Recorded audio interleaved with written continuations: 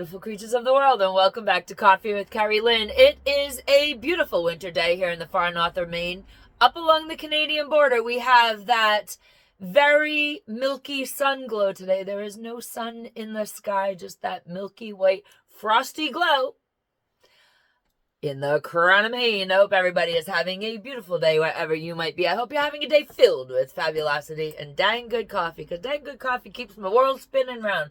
The world is a dumpster fire. Ladies and gentlemen, beautiful creatures of the world. Nothing's changed over the weekend. Things have just gotten worse. So you would not believe the pace and the intensity of the news cycle just this weekend. It was like a ping pong match, back and forth and back and forth and back and forth. Wildfires. Donald Trump said something. Wildfires. Gavin Newsom said something. Wildfires. What's going on in the Ukraine? It's just absolutely crazy. We have had all kinds of stories come out. We have had H5N1 stories come out. We had HMPV stories come out. We have had wildfire. We have had the back and forth with what is that? Mexico, because the Mexican president is not going to fall for Donald Trump's new taxation policy, where he is going to tax foreign countries and make up some extra money. Maybe our taxes will come down. I do not know.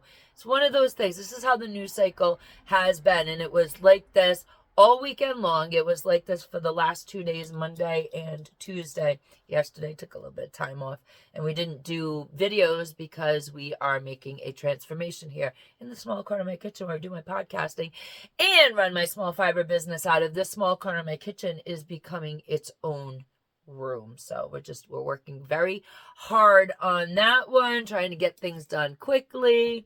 Because I'm getting sick of waiting for it. Anyways, long story short, let's talk about this Sunday, January 19th. I know everybody wants to talk about Inauguration Day. We're going to talk about January 19th, ladies and gentlemen, beautiful creatures of the world, because I feel it is super important to talk about the TikTok ban that is coming this Sunday. Now, what's going to happen is 7,000 United States employees are going to be out of a job, but I don't care about that, because if you want to work for a Chinese company, you deserve every ounce of unemployment that you get. In further news, the news I'm really concerned about is your children. What is happening when TikTok goes down on Sunday? Well, I'm going to tell you what's happening. The kids, the youngins, the next generation, have discovered a new app, an app that is being opened up to the United States market. Ladies and gentlemen, beautiful creatures of the world, moms and dads, pay attention, listen up. It is called REDNOTE. It's the REDNOTE app. It's all over the place. You can download it everywhere. On Sunday, you are not going to be able to download the TikTok app from Apple or Google or any of your app downloading places. But you can download REDNOTE. Now, I've been kind of following what's going on with the shutdown of TikTok. Where are the content creators going? A lot of content creators started flocking to Lemon 8. That's LEMON and the number 8 right after it. The Lemon 8 app, which is owned by ByteDance. Yeah. Okay. So they were trying to replace TikTok with Lemon 8. The thing with Lemon 8 is it's kind of more of a Pinterest thing. And it's not going over so well. So the CCP has decided to release REDNOTE in the United States of America. It is a war for your children's minds, ladies and gentlemen, beautiful creatures of the world. What REDNOTE is designed after is Chairman Mao. Remember Chairman Mao? You learned about this in school if you're of a certain age. And if you're not a Gen Xer, you did not learn about the Red Revolution in China. The Cultural Revolution that changed the face of China forever. Chairman Mao did not use a boatload of violence. There was violence. There's always violence in a revolution, ladies and gentlemen. Beautiful creatures of the world. But what Chairman Mao did in the 50s and 60s, he reached into the minds of the youth. He instilled in the youth that their parents, their grandparents, the old ways, the traditions were useless in the up-and-coming new world. This is all loosely. I learned a lot about Chairman Mao Zedong in 7th grade, and it's just stuck because it was learning for the first time in my life that a thing called Marxism, socialism, all of that existed. My life did not have any notion of what socialism was until I took one of my history classes in 7th grade, and my teacher decided to teach about Mao Zedong and the Red Revolution. And it's just stuck with me ever since. And it's fascinated me how Mao reached into the minds of the youth, stripped the traditional culture from the society, built a society with the children. Children went to school, children learned things, children came home, children started correcting the parents. Parents would tell an age-old story that was passed down from generation to generation. The children said, I don't think so. You are wrong. This is the new way of thinking. And children would then rat on their parents. They would go to school and say, my parents are not, they're not with the program. They're old thinking. They're not with the program. And it ripped families apart. Kind of like what happened during the COVID here in the United States, where people were asked to rat on people in the neighborhood who might be having parties. It is a thread of socialism. It is a thread of Marxism. And if you can capture the mind of the youth, the mind of the next generation, if you allow the next generation to correct its elders instead of listening to the wisdom that their elders have to impart on them, ladies and gentlemen, you lost the plot, you lost the game, you've lost freedom. The children need to be put in their place. The children need to be reprogrammed at home. The children need to come out of socialism environments, Marxist environments. Well, what's going on with TikTok is placing your children directly in the path of socialism, Marxism, imperialism, authoritarianism. So REDNOTE is basically the TikTok of China is coming to the United States of America. That app is available for your children's downloading pleasure. Ladies and gentlemen, beautiful creatures of the world. Now, what this app is going to do is it is going to slowly alter the mindset of your children. It is going to warp and twist their minds. You see, at first on REDNOTE, it's a very slow takeover. You don't even notice it's happening to you until you take a couple days off of the internet, ladies and gentlemen, beautiful creatures of the world.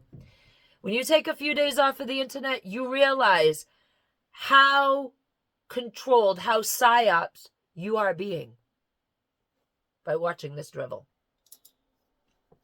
REDNOTE is going to start very slowly with the children of the United States of America, the children that still believe in the American dream, that still believe in freedom, that do not believe in collectivism. They believe that they can live their lives individualistically. In other words, if you work hard, you become a success. You become a pinnacle of the society. You could do what you want. You can go on vacation. You could own a home, but you got to put the work in.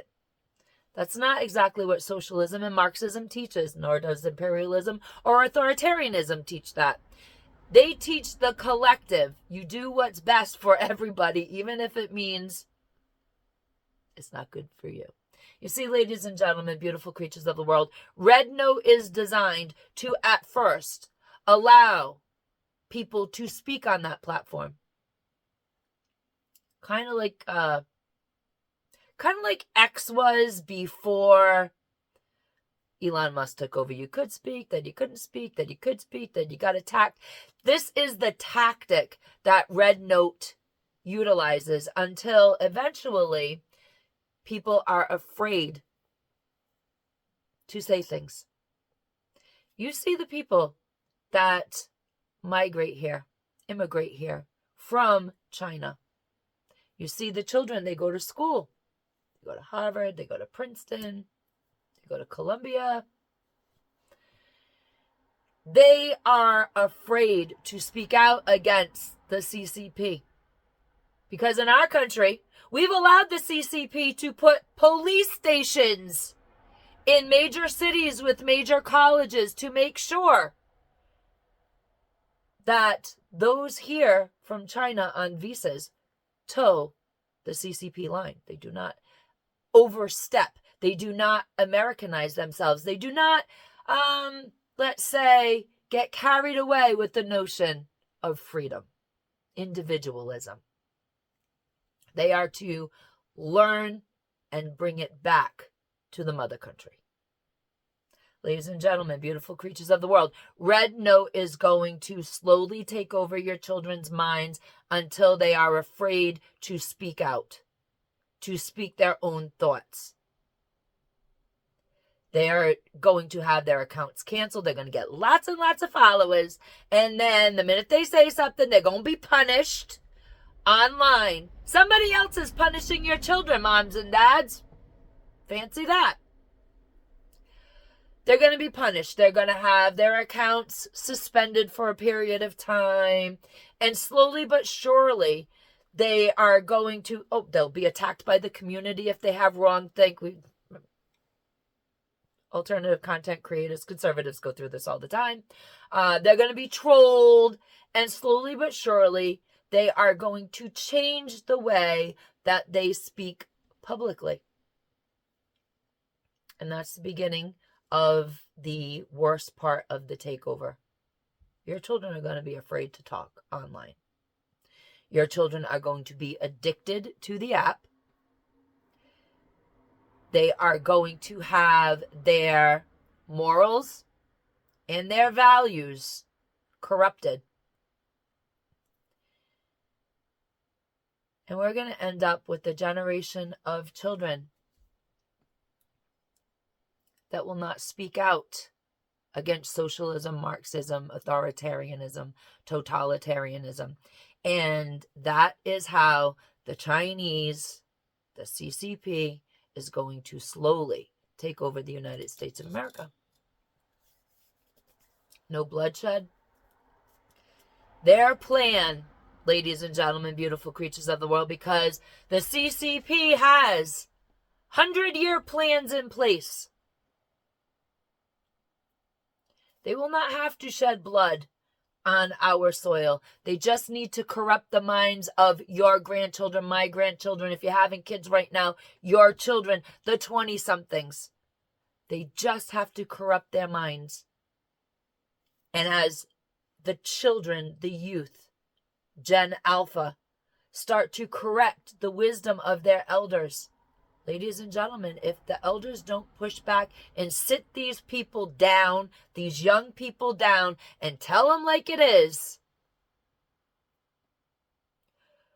those people are going to vote for the next Marxist that runs for president of the United States of America. Ladies and gentlemen, beautiful creatures of the world, preserving your individualism, preserving your freedom, preserving the independence of the American citizen.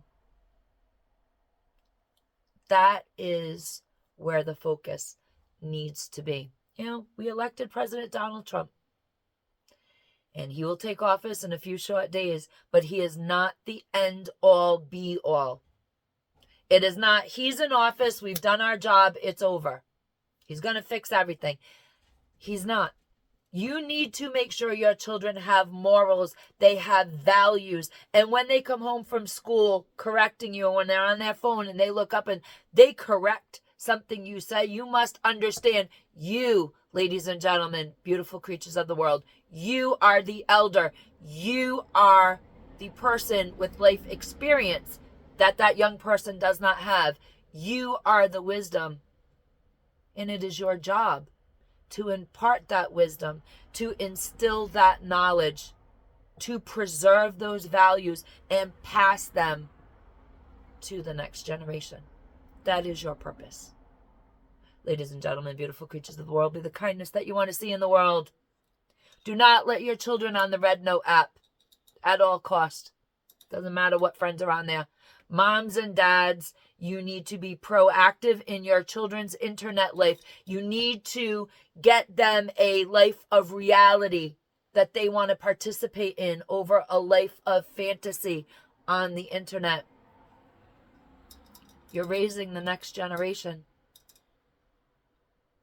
And as Chairman Mao understood, if you capture that generation, you capture the society, you capture the country. Carpe diem, beautiful creatures of the world, because no one promised you a tomorrow.